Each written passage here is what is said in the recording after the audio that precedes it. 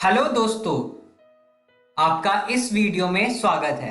आज हम आपकी कक्षा 8 का अध्याय 14 पढ़ेंगे, जिसका नाम है गुणनखंडन भाग 3।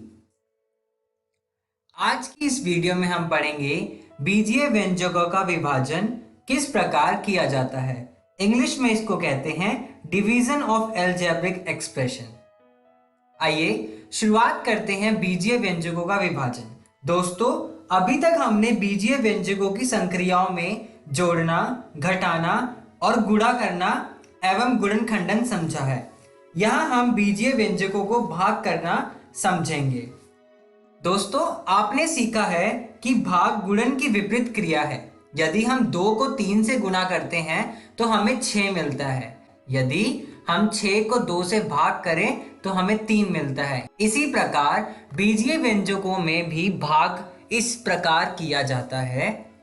आइए इस गुणधर्म का उपयोग हम बीजीय व्यंजकों भागों में भी करते हैं। जैसे यदि हमारे पास एक व्यंजक है 2x गुणा 3x जो कि बराबर है 6x वर्ग के, तो 6x वर्ग को अगर हम 2x से भाग कर देंगे तो हमें ज्ञात होगा 3x।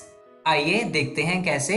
यदि हम 6x वर्ग को 2 से भाग करें तो हमने भाग करा, फिर हमने देखा 6x वर्ग का गुणनखंडन जो कि क्या होता है 2 गुना 3 और x वर्ग का x गुना x और भाग में 2 गुना x।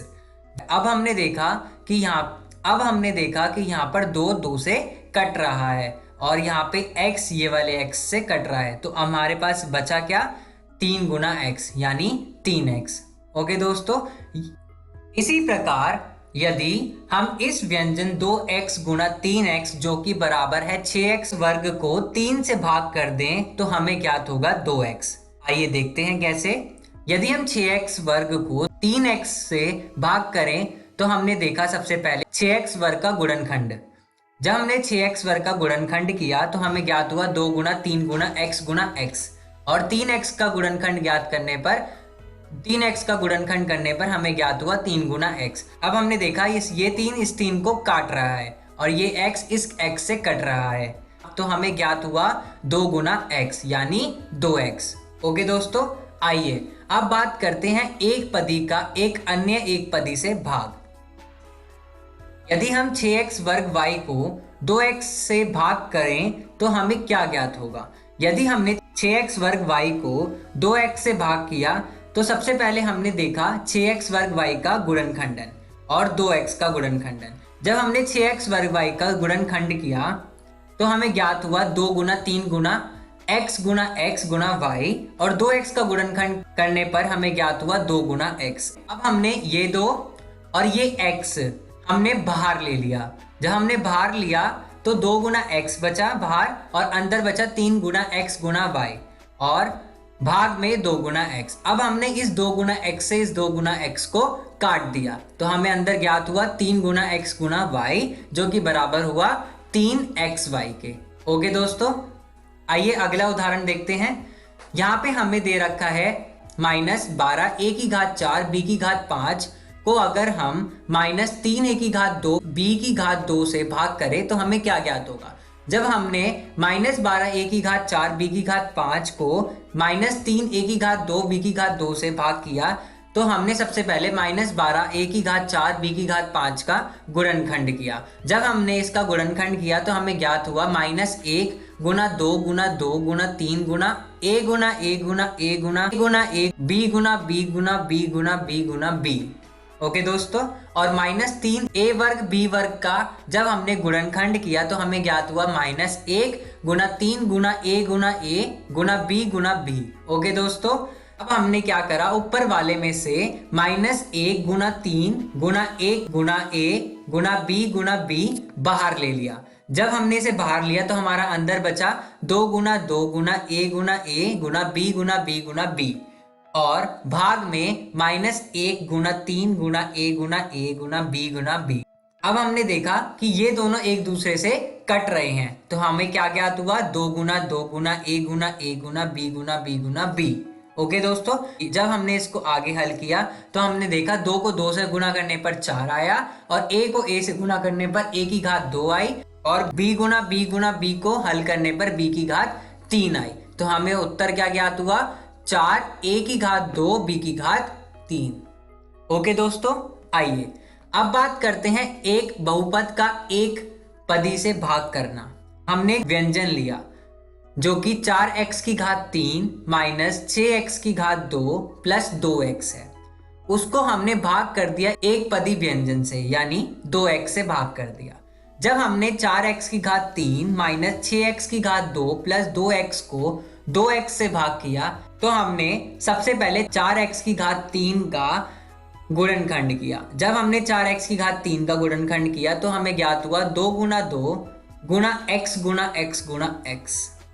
फिर हमने 6x की घात 2 का गुणनखंड किया तो हमें ज्ञात हुआ 2 गुना 3 गुना x गुना x। फिर हमने 2x का गुणनखंड किया तो हमें ज्ञात हुआ 2 गुना x। ओके दोस्तों, जब हमने इन गुणनखंड को इस व्यंजक के अनुसार रखा तो हमने देखा कि 2 गुना x गुना x गुना x माइनस 2 गुना 3 गुना x गुना x प्लस 2 गुना x भाग 2 गुना x। जब हमने 4x की घात 3 का गुणनखंड देखा तो हमने 4x की घात 3 में से 2 गुना x बाहर लिया, अंदर बचा 2 गुना x गुना x। अब हमने 6x की घात 2 में से भी 2 गुना x बाहर लिया, अंदर बचा 3 गुना x। और 2x की गुणनखंड में से जब हमने 2 गुना x लिया तो हमारा अंदर बचा 1। ओके दोस्तों, अब हमने देखा कि 2 गुना x इसमें भी है, 2 गुना x इसमें भी है और 2 गुना x इसमें भी है, तो हमारा 2 गुना x ऊपर वाले में उभयनिष्ठ है। अब हमने 2 गुना x को बाहर ले लिया, यानी 2 गुना x जो हमारे पास उभयनिष्ठ था, सार्व था, हमने उसको बाहर लिया। अंदर हमें ज्ञात हुआ 2 गुना x माइनस 3 गुना x प्लस 1 और भाग में 2 गुना x। अब हमने आगे जब इसको हल किया तो हमने देखा कि 2 गुना x से ये 2 गुना x कट रहा है, तो हमें क्या ज्ञात हुआ अंदर 2 गुना x माइनस 3 गुना x प्लस 1। जब हमने 2 गुना x को हल किया तो 2x का वर्ग आया, माइनस 3 गुना x को हल करने पर 3x आया प्लस 1 आया। ओके दोस्तों, तो हमारा उत्तर क्या आया, 2x का वर्ग माइनस 3x प्लस 1। आइए अब बहुपद का बहुपद से भाग करना सीखते हैं। हमारे पास एक बहुपद है 4x की घात 2 माइनस 12xy प्लस 9y की घात 2 को 4x की घात 2 माइनस 9y की घात 2 से भाग करते हैं। जब हमने 4x का वर्ग माइनस 12xy प्लस 9y का वर्ग को भाग किया 4x का वर्ग माइनस 9y के वर्ग से, तो सबसे पहले हमने देखा कि हम 4x वर्ग को 2x का पूरा वर्ग लिख सकते हैं और इस 9y के वर्ग को हम 3y का वर्ग लिख सकते हैं और माइनस 12xy को हम 2 गुना 2x गुना 3y करके भी लिख सकते हैं और भाग में 4x वर्ग माइनस 9y के वर्ग को हम 2x का पूरा वर्ग माइनस 3y का पूरा वर्ग भी लिख सकते हैं। दोस्तों, हमने यहाँ पर देखा कि 2x का वर्ग माइनस 2 गुना 2x गुना 3y प्लस 3y का वर्ग हमें सर्वसमीका a माइनस b के वर्ग के सूत्र को दर्शा रहा है, जो कि बराबर होता है a वर्ग माइनस 2ab प्लस b वर्ग के। दोस्तों, अब हम 2x वर्ग माइनस 2 गुना 2x गुना 3y प्लस 3y के पूरे वर्ग को हम लोग 2x माइनस 3y के पूरा वर्ग भी लिख सकते हैं। और अगर हम नीचे देखें 2x का पूरा वर्ग माइनस 3y का पूरा वर्ग हमें सर्वसमीका a का पूरा वर्ग माइनस b का पूरा वर्ग के सूत्र को दर्शा रहा है, जो कि बराबर होता है a प्लस बी और a माइनस बी। यानी हम 2x के पूरे वर्ग माइनस 3y के पूरे वर्ग को 2x माइनस 3y भी लिख सकते हैं। जब हमने इसको इस रूप में लिखा तो हमें ज्ञात हुआ 2x माइनस 3y का पूरा वर्ग भाग 2x माइनस 3y गुना 2x प्लस 3y। अब हमने 2x माइनस 3y को 2 बार लिख लिया, 2x माइनस 3y गुना 2x माइनस 3y और नीचे 2x माइनस 3y गुना 2x प्लस 3y तो था ही था। अब हमने 2x माइनस 3y को 2x माइनस 3y से काट दिया। अब हमें क्या ज्ञात हुआ 2x माइनस 3y और 2x प्लस 3y।